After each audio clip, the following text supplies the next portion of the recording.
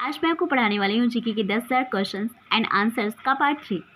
Part 1 का video और part 2 का वीडियो मैं पहले ही अपलोड कर चुकी हूँ और मैं आपको बता दूँ कि ये किसी भी कॉम्पिटिटिव एग्ज़ाम के लिए बहुत ही इम्पॉर्टेंट है और साथ ही 12th क्लास के लिए भी, क्योंकि जीके में अक्सर हमारे जब हम पढ़ते हैं, जब से जीके सोशल साइंस और नेचुरल साइंस जब से पढ़ते हैं, उन सारे साइंस में से उन सारे सब्जेक्ट्स में से ज़रूर क्वेश्चंस आते हैं जीके में। सो ये बहुत इम्पॉर्टेंट है, जो मैं पढ़ाने वाली हूँ ये बहुत ही ज़्यादा इम्पॉर्टेंट है किसी भी कॉम्पिटिटिव एग्ज़ाम्स के लिए भी और किसी भी एग्ज़ाम्स के लिए। सो मैं यही कहना चाहूँगी कि अगर आपको ये वीडियो अच्छी लगती है देन आप इसे लाइक कीजिए, और अगर आप हमारे चैनल पे नए हैं देन आप इस चैनल को सब्सक्राइब कीजिए, और अगर आपको स्टडी से रिलेटेड किसी भी टॉपिक पे वीडियोस चाहिए देन आप कमेंट कर सकते हैं। और साथ ही अगर आपको ये वीडियो हेल्पफुल लगती है देन आप अपने फ्रेंड्स के साथ शेयर कीजिए, और इसलिए शेयर कीजिए ताकि उनकी भी कुछ हेल्प हो जाए। सो फ्रेंड्स, वक्त को ज़ाया करते हुए हम अपनी स्टडी की तरफ आगे बढ़ते हैं। सो फ्रेंड्स, आज का हमारा पहला प्रश्न है कि मुगल वंश से पूर्व भारत की सत्ता किस वंश के पास थी। सो मुगल वंश से पूर्व भारत की सत्ता लोधी वंश के पास थी। और हमारा दूसरा प्रश्न है कि मुगल वंश का संस्थापक कौन था। सो मुगल वंश का संस्थापक बाबर था। और हमारा तीसरा प्रश्न है कि बाबर का वास्तविक नाम क्या था। सो बाबर का वास्तविक नाम ज़हीरुद्दीन मोहम्मद बाबर था। और हमारा चौथा प्रश्न है कि बाबर का जन्म कब हुआ था। सो बाबर का जन्म 14 फरवरी 1483 ईस्वी में हुआ था। और हमारा पांचवा प्रश्न है कि बाबर की जन्मस्थली फरगना की पहचान वर्तमान में की जाती है। सो बाबर की जन्मस्थली फरगना की पहचान वर्तमान में चीनी तुर्किस्तान से की जाती है। और हमारा छठा प्रश्न है कि बाबर के पिता का नाम क्या था। सो बाबर के पिता का नाम उमर शेख मिर्ज़ा था, जो कि तैमूर वंशीय थे। और हमारा प्रश्न संख्या 7वां है कि बाबर की माता का नाम क्या था। सो बाबर की माता का नाम कुतलुक निगार खानम था, जो कि मंगोल वंशीय थी। और हमारा प्रश्न संख्या 8वां है कि बाबर फरगना का उत्तराधिकारी कब बना था। सो बाबर फरगना का उत्तराधिकारी 8 जून 1494 ईस्वी को बना था, जबकि वह मात्र 12 वर्ष की उम्र का था। और हमारा प्रश्न संख्या 9वां है कि भारत पर आक्रमण के पीछे बाबर का मुख्य उद्देश्य क्या था। सो मध्य एशिया की राजनीतिक अस्थिरता तथा भारत की संपन्नता। हमारा प्रश्न संख्या 10वां है कि भारत पर आक्रमण के लिए बाबर को आमंत्रित किया था। सो भारत पर आक्रमण के लिए बाबर को राणा सांगा एवं दौलत खान लोधी ने आमंत्रित किया था। और हमारा प्रश्न संख्या 11वां है कि पानीपत के प्रथम युद्ध के पूर्व बाबर ने भारत पर कितने बार आक्रमण किए थे। सो पानीपत के प्रथम युद्ध के पूर्व बाबर ने भारत पर लगभग 4 बार आक्रमण किए थे। लगभग नहीं, एकदम से 4 बार ही आक्रमण किए थे। और हमारा प्रश्न संख्या 12वां है कि पानीपत की पहली लड़ाई कब और किन के बीच हुई थी।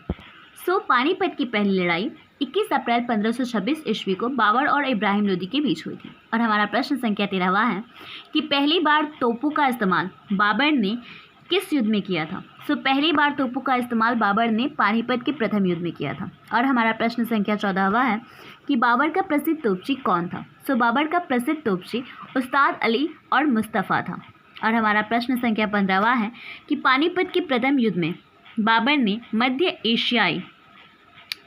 किन मध्य एशियाई युद्ध पद्धतियों का प्रयोग किया था। सो पानीपत के प्रथम युद्ध में बाबर ने रूमी एवं तुलगमा युद्ध पद्धति का प्रयोग किया था। और हमारा प्रश्न संख्या 16वां है कि बाबर ने पानीपत के प्रथम युद्ध में विजय का सारा श्रेय किसे दिया था। सो बाबर ने पानीपत के प्रथम युद्ध में विजय का सारा श्रेय तीरंदाजों को दिया था। और हमारा प्रश्न संख्या 17 है कि बाबर ने राणा सांगा को किस युद्ध में पराजित किया था। सो बाबर ने खानवा के युद्ध में राणा सांगा को पराजित किया था, जो कि 16 मार्च 1527 ईस्वी को हुई थी। और हमारा प्रश्न संख्या 18वां है कि किस युद्ध में बाबर ने जिहाद का नारा दिया था। सो खानवा के युद्ध में बाबर ने जिहाद का नारा दिया था। और हमारा प्रश्न संख्या 19 है कि खानवा के युद्ध के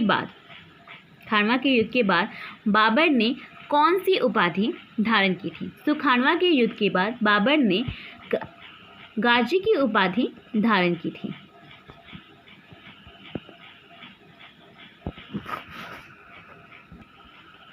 और हमारा प्रश्न संख्या 20वां है कि राजपूताना में प्रवेश के उद्देश्य से बाबर ने मेदिनी राय को किस युद्ध में पराजित किया था? सो चंदेरी के युद्ध में राजपूताना में प्रवेश के उद्देश्य से बाबर ने मेदिनी राय को चंदेरी के युद्ध में पराजित किया था। और चंदेरी का युद्ध 29 जनवरी 1528 ईस्वी को हुआ था। और हमारा प्रश्न संख्या 21वां है कि बाबर ने किस युद्ध में असंतुष्ट अफगान शक्तियों को पराजित किया था? सो घाघरा के युद्ध में बाबर ने असंतुष्ट अफगान शक्तियों को पराजित किया था और घाघरा का युद्ध 6 मई 1529 ईस्वी को हुआ था। अब हमारा प्रश्न संख्या 22वां है कि बाबर के द्वारा भारतीय इतिहास में लड़ा गया एकमात्र युद्ध जो एक साथ जल एवं स्थल दोनों जगहों पर लड़ा गया था, वह कौन सा युद्ध था? सो वह युद्ध घाघरा का युद्ध था जो कि 6 मई 1529 ईस्वी को हुआ था। हमारा प्रश्न संख्या 23वां है कि किनके विवरण से पता चलता है कि बाबर ने हुमायूं की रोग मुक्ति के लिए ईश्वर से अपनी उम्र के बदले उसका जीवन दान मांगा था? सो यह गुलबदन बेगम तथा अब्बुल फजल के विवरण से पता चलता है। और हमारा प्रश्न संख्या 24वां है कि राजनीतिक क्षेत्र में बाबर की सबसे बड़ी उपलब्धि क्या थी? सो राजनीतिक क्षेत्र में बाबर की सबसे बड़ी उपलब्धि काबुल एवं कांधार पर विजय थी। और हमारा प्रश्न संख्या 25वां है कि सैन्य क्षेत्र में बाबर का योगदान था।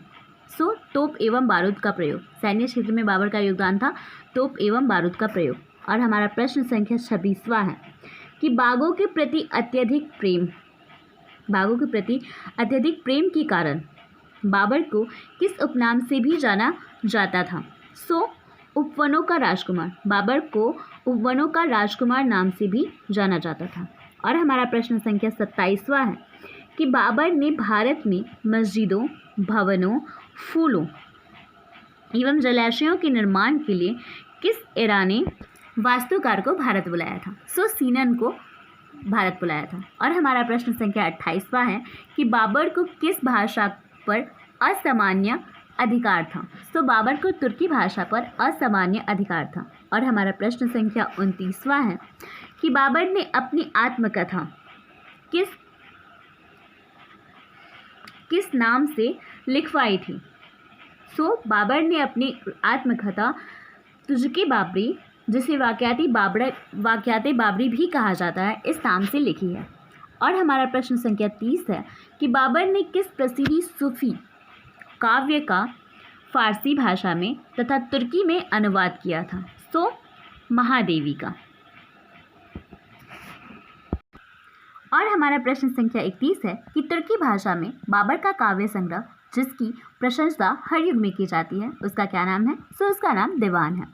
और हमारा प्रश्न संख्या 32 है कि बाबर ने फारसी भाषा में एक नवीन काव्य शैली की शुरुआत की थी जिसका नाम है मुबायान। और हमारा प्रश्न संख्या है 33 कि बाबर के आदेश पर बाबरी मस्जिद का निर्माण किसने करवाया था? सो मीरबकी ने। और हमारा प्रश्न संख्या 34 है कि बाबर की मृत्यु कब हुई थी? सो बाबर की मृत्यु 26 दिसंबर 1530 ईस्वी को हुई थी। और हमारा प्रश्न संख्या 35 है कि मुगल वंश के किस शासक को सर्वप्रथम विदेशों में दफनाया गया था? सो मुगल वंश के बाबर को सर्वप्रथम विदेशों में दफनाया गया था और काबुल के उद्यान में उन्हें दफनाया गया था। हमारा प्रश्न संख्या 36 है कि स्थापत्य कला के क्षेत्र में बाबर की सबसे महत्वपूर्ण कृति कौन सी है? सो स्थापत्य कला के क्षेत्र में बाबर की सबसे महत्वपूर्ण कृति पानीपत के पास काबुली बाग, रुहेलखंड का जामा मस्जिद, आगरे का रामबाग एवं धौलापुरा में चौखटी बाबली इत्यादि है। और हमारा प्रश्न संख्या 37 है कि बाबर का उत्तराधिकारी कौन था? सो बाबर का उत्तराधिकारी हुमायूं था। और हमारा प्रश्न संख्या 38 है कि लोकसभा के पहले अध्यक्ष कौन थे? सो लोकसभा के पहले अध्यक्ष गणेश वासुदेव मावलंकर थे। और हमारा प्रश्न संख्या 39 है कि सदन के सदस्यों के लिए स्थान नियत कौन करता है? सो सदन के सदस्यों के लिए स्थान अध्यक्ष नियत करता है। और हमारा प्रश्न संख्या 40 है कि लोकसभा अध्यक्ष अपना त्यागपत्र किसे सौंपता है? सो लोकसभा अध्यक्ष अपना त्यागपत्र उपाध्यक्ष को सौंपता है। और हमारा प्रश्न संख्या 41 है कि सदन में राजनीतिक दलों को मान्यता कौन प्रदान करता है? सो सदन में राजनीतिक दलों को मान्यता अध्यक्ष प्रदान करता है। और हमारा प्रश्न संख्या 42 है कि लोकसभा के पहले उपाध्यक्ष कौन थे? सो लोकसभा के पहले उपाध्यक्ष अनंत शयनम आयंगर थे। और हमारा प्रश्न संख्या 43 है कि कार्यस्थगन प्रस्ताव क्या है? सो जब कोई विशेष घटना घटित हो या देश में कोई विशेष स्थिति उत्पन्न हो जाए तो संसद सदस्य प्रस्ताव कर सकता है कि सदन की वर्तमान कार्यवाही को स्थगित कर इस विशेष घटना पर स्थिति पर या प्रश्न पर ही विचार किया जाना चाहिए। इसे ही कार्यस्थगन प्रस्ताव कहते हैं। और हमारा प्रश्न संख्या 44 है कि 7वां संशोधन क्या है? सो 7वां संशोधन 1956 में हुआ था। राज्यों का 4 भागों में विभाजन समाप्त कर उन्हें 14 राज्यों और 6 केंद्र शासित क्षेत्रों में विभक्त कर दिया गया था तथा लोकसभा की अधिकतम सदस्य संख्या 520 निर्धारित कर दी गई थी। इसके अतिरिक्त यह भी निश्चित कर दिया गया कि किसी राज्य की विधान परिषद की सदस्य संख्या विधानसभा की सदस्य संख्या की 1/3 से अधिक नहीं होगी।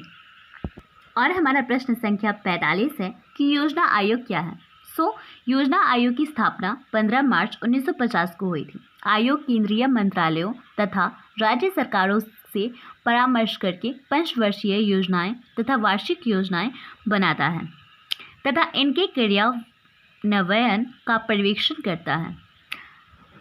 और हमारा प्रश्न संख्या 46 है कि वायुसेना का मुख्यालय कहाँ है? सो वायुसेना का मुख्यालय दिल्ली में स्थित है। और हमारा प्रश्न संख्या 47 है कि वायुसेना का प्रमुख तथा इनकी सहायता के लिए कौन होते हैं? सो वायुसेना का प्रमुख सेना वायुसेनाध्यक्ष होता है तथा इनकी सहायता के लिए 5 अन्य अधिकारी होते हैं। और हमारा प्रश्न संख्या 48 है कि वायुसेना में कुल कितने कमांड होते हैं? सो वायुसेना में कुल 7 कमांड होते हैं जिनमें 5 लड़ाकू तथा 2 समर्थन देने वाले कमांड होते हैं। सो पहला कमांड जो होता है वह होता है पूर्वी कमांड जिसका मुख्यालय शिलांग में है। दूसरा कमांड होता है पश्चिमी कमांड जिसका मुख्यालय नई दिल्ली में है। और तीसरा कमांड होता है मध्य कमांड जिसका मुख्यालय इलाहाबाद में है। और चौथा कमांड होता है दक्षिणी पश्चिमी कमांड जिसका मुख्यालय जोधपुर में है। 5वां कमांड होता है दक्षिणी कमांड जिसका मुख्यालय तिरुवनंतपुरम में है। 6ठा कमांड होता है प्रशिक्षण कमांड जिसका मुख्यालय बंगलोर में है। और 7वां कमांड होता है रख रखाव कमांड जिसका मुख्यालय नागपुर में होता है, नागपुर में है। और हमारा प्रश्न संख्या 49 है कि वायु सैनिक प्रशिक्षण संस्थान एयरफोर्स फ्लाइंग कॉलेज कहाँ स्थित है? और हमारा प्रश्न संख्या 49 है कि वायु सैनिक प्रशिक्षण संस्थान एयरफोर्स फ्लाइंग कॉलेज कहाँ स्थित है? और हमारा प्रश्न संख्या 49 है कि वायु सैनिक प्रशिक्षण संस्थान एयरफोर्स फ्लाइंग कॉलेज कहाँ स्थित है? सो वायु सैनिक प्रशिक्षण संस्थान एयरफोर्स फ्लाइंग कॉलेज जोधपुर में स्थित है। और हमारा प्रश्न संख्या 50 है कि वायु सैनिक प्रशिक्षण संस्थान एयरफोर्स स्कूल जलाहली कहाँ स्थित है? सो वायु सैनिक प्रशिक्षण संस्थान एयरफोर्स स्कूल जलाहली बंगलोर में स्थित है। और हमारा प्रश्न संख्या 52 है कि नगरीकरण किसको बढ़ावा देती है? सो नगरीकरण गुमनामिता, भीड़ और प्रदूषण को बढ़ावा देती है। और हमारा प्रश्न संख्या 53 है कि चाची नातेदारी के किस श्रेणी में के अंतर्गत आती है? सो चाची नातेदारी के द्वितीय श्रेणी के अंतर्गत आती है। और हमारा प्रश्न संख्या 54 है कि किस समाज में हठ विवाह का प्रचलन है? सो जनजातीय समाज में हठ विवाह का प्रचलन है। और हमारा प्रश्न संख्या 55 है कि कौन सी जनजाति उत्तरी पूर्वी भारत का नहीं है?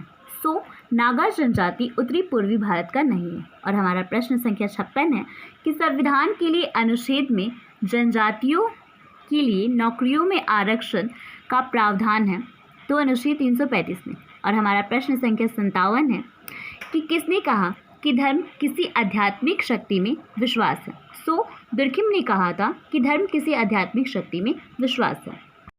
और हमारा प्रश्न संख्या 58 है कि डेंजरस ड्रग्स एक्ट किस वर्ष में पारित हुआ? सो डेंजरस ड्रग्स एक्ट 1930 ईस्वी में पारित हुआ। और हमारा प्रश्न संख्या 59 है कि विधि आयोग की व्याख्या करें। इस आयोग का गठन 1955 में किया गया था। आयोग दीर्घकालीन कानूनों के पुनः निरीक्षण के साथ ही परिवर्तित सामाजिक एवं आर्थिक स्थितियों के अनुरूप परिवर्तन अथवा संशोधन भी समय समय पर करता है। और हमारा प्रश्न संख्या 7 है कि कटौती प्रस्ताव क्या है। बजट की मांगों में कटौती हेतु रखे गए प्रस्तावों को कटौती प्रस्ताव कहते हैं। इस प्रस्ताव को विचार के लिए स्वीकृति देना अध्यक्ष के स्वविवेक पर निर्भर करता है। और हमारा प्रश्न संख्या 61 है कि 8वां संशोधन क्या है। 8वां संशोधन 1960 ईस्वी में इसके हुआ था। इसके अंतर्गत अनुसूचित जातियों, अनुसूचित जनजातियों एवं आंग्ल भारतीय समुदाय के लिए आरक्षण 10 वर्षों के लिए बढ़ाया गया था। और हमारा प्रश्न संख्या 62 है कि वायु सैनिक प्रशिक्षण संस्थान एयरफोर्स स्कूल जलाहली कहाँ स्थित है। वायु सैनिक प्रशिक्षण संस्थान एयरफोर्स स्कूल जलाहली बंगलौर में स्थित है। और हमारा प्रश्न संख्या 63 है कि वायु सैनिक प्रशिक्षण संस्थान एयरफोर्स पैराट्रूपर्स ट्रेनिंग स्कूल कहाँ स्थित है।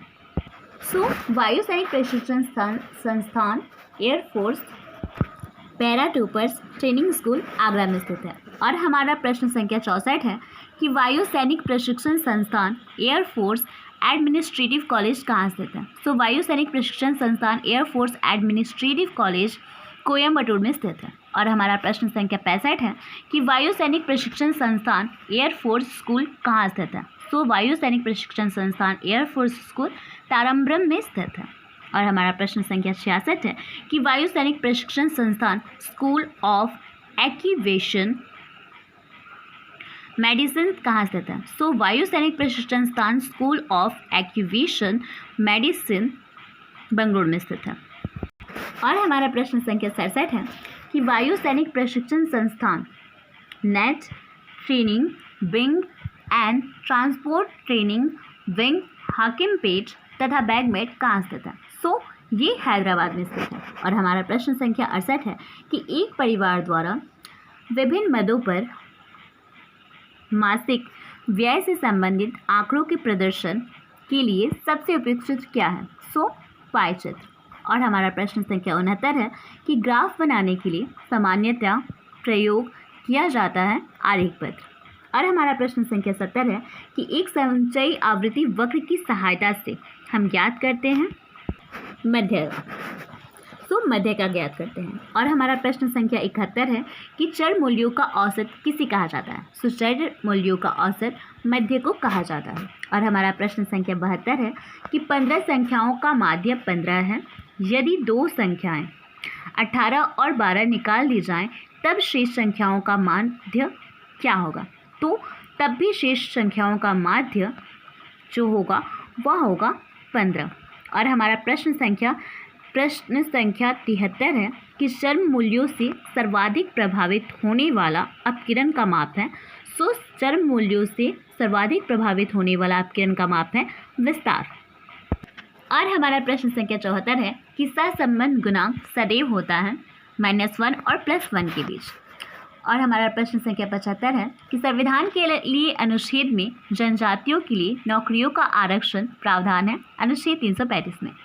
और हमारा प्रश्न संख्या 76 है कि किसने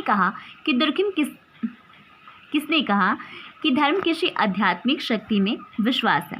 दुर्खिम ने कहा था। और हमारा प्रश्न संख्या 77 है कि डेंजरस ड्रग्स एक्ट किस वर्ष में पारित किया गया था। डेंजरस ड्रग्स एक्ट 1930 ईस्वी में पारित किया गया था। और हमारा प्रश्न संख्या 78 है कि भारतीय संविधान के लिए किस अनुच्छेद के अंतर्गत अनुसूचित जनजातियों को अपनी संस्कृति और भाषा बनाए रखने के लिए संरक्षण प्रदान किया गया। धारा 29। और हमारा प्रश्न संख्या 79 है कि किस विद्वान ने शस्त्र दीपक पुस्तक की रचना की थी। पार्थ सारथी ने शस्त्र दीपक पुस्तक की रचना की थी। और हमारा प्रश्न संख्या 80 है कि वोल्ट किसे कहते हैं। वोल्ट इलेक्ट्रिक पोटेंशियल का SI इकाई को कहते हैं। और हमारा प्रश्न संख्या 81 है कि जब मूल्य सूचकांक बढ़ता है तब मुद्रा की खरीदने की शक्ति घटती है। और हमारा प्रश्न संख्या 82 है कि स्वतंत्रता प्राप्ति के बाद प्रथम औद्योगिकीकरण, स्वतंत्रता प्राप्ति के बाद प्रथम औद्योगिकी नीति का घोषणा वर्ष क्या था? स्वतंत्रता प्राप्ति के बाद प्रथम औद्योगिकी नीति का घोषणा वर्ष 1948 ईस्वी था। और हमारा प्रश्न संख्या 83 है कि योजना आयोग का गठन वर्ष क्या था? योजना आयोग का गठन वर्ष 1950 ईस्वी था। और हमारा प्रश्न संख्या 84 है कि दूसरी हरित क्रांति का नारा किसने दिया था? दूसरी हरित क्रांति का नारा APJ अब्दुल कलाम ने दिया था। और हमारा प्रश्न संख्या 86 है कि भारतीय कृषि की मुख्य समस्याएं क्या हैं? भारतीय कृषि की मुख्य समस्याएं लघु एवं बिखरे जोत, कृषि पर जनसंख्या का अधिक बोझ तथा पुरानी तकनीक है। और हमारा प्रश्न संख्या 87 है कि समसीमांत उपयोगिता नियम का दूसरा नाम क्या है? समसीमांत उपयोगिता नियम का दूसरा नाम प्रतिस्थापन का नियम है। और हमारा प्रश्न संख्या 88 है कि कीमत या बजट रेखा की ढाल क्या होती है? कीमत या बजट रेखा की ढाल PX/PY होती है। और हमारा प्रश्न संख्या 89 है कि मांग में संकुचन तब होता है जब मांग में संकुचन तब होता है जब कीमत बढ़ती है और मांग घटती है। और हमारा प्रश्न संख्या 90 है कि भारतीय संघीय व्यवस्था में किसे अधिक शक्तियाँ प्राप्त हैं? भारतीय संघीय व्यवस्था में केंद्र को अधिक शक्तियाँ प्राप्त हैं। और हमारा प्रश्न संख्या 91 है कि राज्यसभा में मनोनीत सदस्यों की संख्या कितनी होती है? राज्यसभा में मनोनीत सदस्यों की संख्या 12 होती है। और हमारा प्रश्न संख्या 92 है कि भारत में पहला नगर निगम स्थापित किया गया था। भारत में पहला नगर निगम मद्रास में स्थापित किया गया था। और हमारा प्रश्न संख्या 93 है कि किस राज्य को विभक्त कर भारत के 29वें राज्य के रूप में तेलंगाना की स्थापना की गई है? आंध्र प्रदेश राज्य को विभक्त कर भारत के 29वें राज्य के रूप में तेलंगाना की स्थापना की गई है। और हमारा प्रश्न संख्या 94 है कि केंद्र राज्य संबंधों में प्रमुख अड़चनें क्या रही हैं? केंद्र राज्य संबंधों में प्रमुख अड़चनें अनुच्छेद 356 रही हैं। और हमारा प्रश्न संख्या 95 है कि भारतीय संविधान का 73वां संशोधन संबंधित है। भारतीय संविधान का 73वां संशोधन संबंधित है पंचायती राज से। और हमारा प्रश्न संख्या 96 है कि प्राचीन भारत में धर्म की शुरुआत किस शासक ने की थी? प्राचीन भारत में धर्म की शुरुआत अशोक ने की थी। और हमारा प्रश्न संख्या 97 है कि मनुस्मृति में कितने प्रकार का विवाह का उल्लेख है? मनुस्मृति में 8 प्रकार के विवाह का उल्लेख है। और हमारा प्रश्न संख्या 98 है कि महाभारत का युद्ध कितने दिनों तक चला? महाभारत का युद्ध 18 दिनों तक चला था। और हमारा प्रश्न संख्या 99 है कि महाभारत में गंगा पुत्र के नाम से किसे जाना जाता है? महाभारत में गंगा पुत्र के नाम से भीष्म को जाना जाता है। और हमारा प्रश्न संख्या 100 है कि श्वेतांबर एवं दिगंबर का संबंध किस धर्म से है? श्वेतांबर एवं दिगंबर का संबंध जैन धर्म से है।